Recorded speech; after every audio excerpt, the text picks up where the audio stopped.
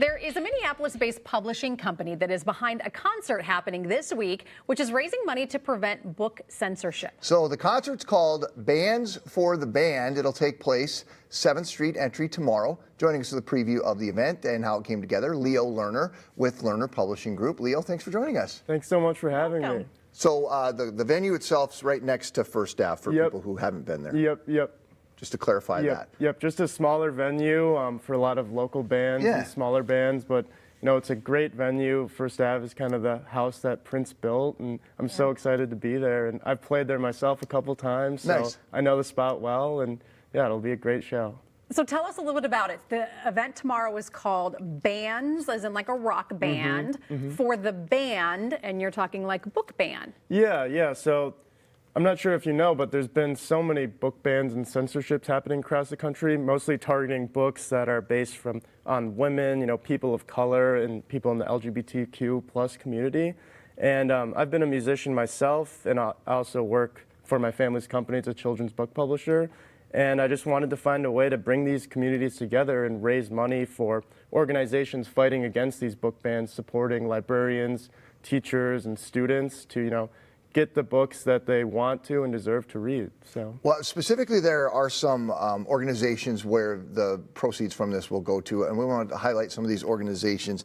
I'll run through them. Every Library's Fight for the First. Tell us about that organization. Yeah. So that's run by John Traska, and they do a lot of grassroots and policies, you know, going to specific communities that are getting targeted for these book bans, and just raising money for, you know, whatever these librarians or communities need, lawyers, legal fees, just to help get these books from being censored and getting them into readers' hands. Another group that will benefit is the We Are Stronger Than Censorship.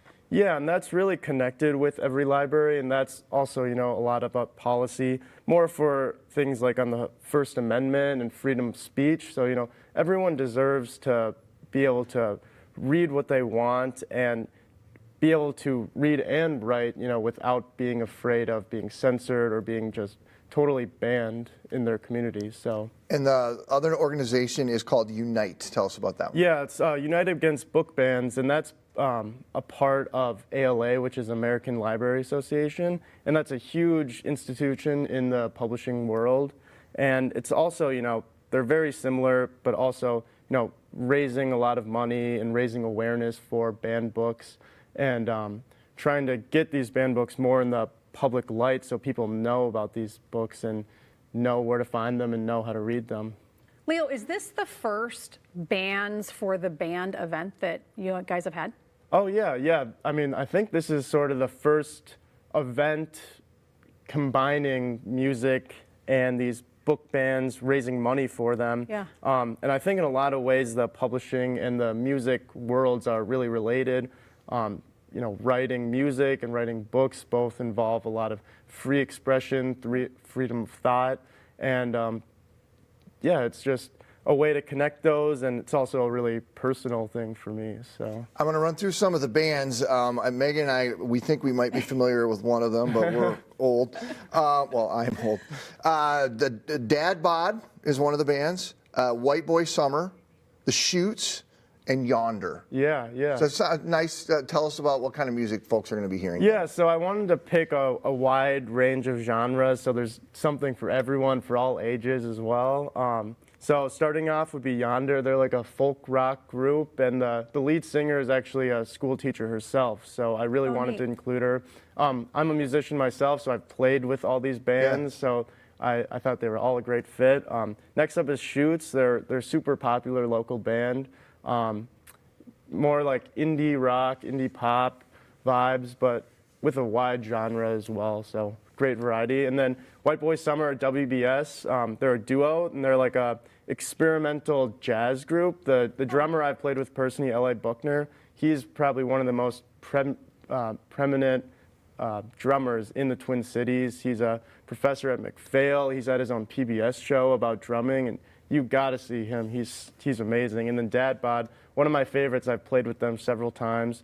They're like a heavier rock group with some shoegaze and indie elements as well. So great sounding guitars. Just a really great band overall. Leo, I'm dying to know what instrument you play. I play bass. You know. I was gonna Yeah. guess bass. Yeah? Okay. You did. You have a Yeah. bass guy vibe. Okay, I okay. I honestly was gonna pick Yeah, that. I like it because. But I didn't want to insult you if that wasn't it. No, yeah, no. Like, I look play like a little drummer? guitar too, so. But playing bass, you get a lot of gigs, so I'm always playing around and stuff. So it's a little different being a booker this time, but still enjoying Other a end of lot. it. When people buy tickets to the event tomorrow night, are they buying to see one group, or are you buying to attend the entire event and you get to see everyone? Yeah, it's to attend the whole show, and all the ticket proceeds will go directly to these 3 organizations, and we'll also have QR codes and other ways to donate during the show as well. Well, Leo, this has been awesome. Yeah, Thank you so yeah, much, thank you and so good luck much. tomorrow night, Yeah, huh? thank you. Nice to meet you. Yeah. You can buy tickets to attend Bands for the Band by heading to our website at minnesotalive.com. Alive.